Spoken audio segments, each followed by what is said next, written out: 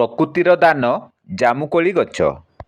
ଜାମୁକୋଳି କଥା ଆସିଲେ ଆମେ ପିଲାଦିନରୁ ଶୁଣି ଆସୁଥିବା ମାଙ୍କଡ଼ କୁମ୍ଭୀର ଗପଟି ମନେ ପଡ଼ିଥାଏ। ଆମ ରାଜ୍ୟର ବିଭିନ୍ନ ଅଞ୍ଚଳରେ ଜାମୁକୋଳି ଗଛ ଦେଖିବାକୁ ମିଳେ। ତେବେ କେନ୍ଦୁଝର, ମୟୂରଭଞ୍ଜ ଓ ସୁନ୍ଦରଗଡ଼ ଜିଲ୍ଲାର ପାହାଡ଼ିଆ ଅଞ୍ଚଳମାନଙ୍କରେ ସବୁଠାରୁ ଅଧିକ ଜାମୁକୋଳି ଗଛ ଦେଖାଯାଏ। ଏହି ଗଛର ଉଚ୍ଚତା ପ୍ରାୟ 50 ଫୁଟରୁ ଅଧିକ ହେଉଥିବା ବେଳେ ଏହା ଏକ ଚିରସବୁଜ ଉଦ୍ଭିଦ। ଏପ୍ରିଲ ମାସରେ ଜାମୁକୋଳି ଗଛରେ ବଉଳ ଆସିଥାଏ ଓ ଜୁନ ଓ ଜୁଲାଇ ମାସରେ ଜାମୁକୋଳି ପାଚିଥାଏ। ଜାମୁକୋଳି କଞ୍ଚାବେଳେ ସବୁଜ, ଅଳ୍ପ ପାଚିଗଲେ ଗୋଲାପୀ ଓ ସମ୍ପୂର୍ଣ୍ଣ ପାଚିଗଲା ପରେ ବାଇଗଣୀ ରଙ୍ଗର ହୋଇଥାଏ। ଆମ ଓଡ଼ିଶା ଜାମୁକୋଳିର ଚାହିଦା ପଶ୍ଚିମବଙ୍ଗ ରାଜ୍ୟରେ ମଧ୍ୟ ରହିଛି।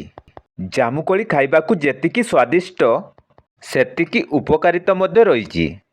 ଜାମୁକୋଳି ଗଛର ଡାଳ, ପତ୍ର ଓ ଚେର ସବୁଥିରେ ଔଷଧୀୟ ଗୁଣ ଭରି ରହିଛି। ଏଥିରେ କ୍ୟାଲସିୟମ, ପ୍ରୋଟିନ୍, ଫାଇବର ଓ କାର୍ବୋହାଇଡ୍ରେଟ୍ ଆଦି ପୋଷଣ ମିଳିଥାଏ। ଏହି ଗଛର ପତ୍ର ରସକୁ ମୁହଁରେ ଲଗାଇଲେ ବ୍ରଣ ସମସ୍ୟା ଦୂର ହୁଏ। ଜାମୁ ଗଛର ଛେଲି ରକ୍ତ ବିଶୁଦ୍ଧକାରକ ଭାବେ କାମ କରେ। ଏଥିସହିତ ରକ୍ତରେ ଥିବା ଲୌହ ଅଭାବକୁ ପୂରଣ କରେ। ଯଦି ଆମକୁ ଆଖି ଜନିତ ସମସ୍ୟା ଥାଏ, ଜାମୁକୋଳି ଗଛର ପତ୍ରକୁ ସିଝାଇ ସେହି ପାଣିରେ ଆଖି ଧୋଇଲେ ଆଖି ସମସ୍ୟା ଦୂର ହୁଏ। ଜାମୁକୋଳି ଖାଇଲେ ପେଟରେ ଥିବା ପଥୁରୀ ବା ଷ୍ଟୋନ୍ ସମସ୍ୟା ଦୂର ହୁଏ।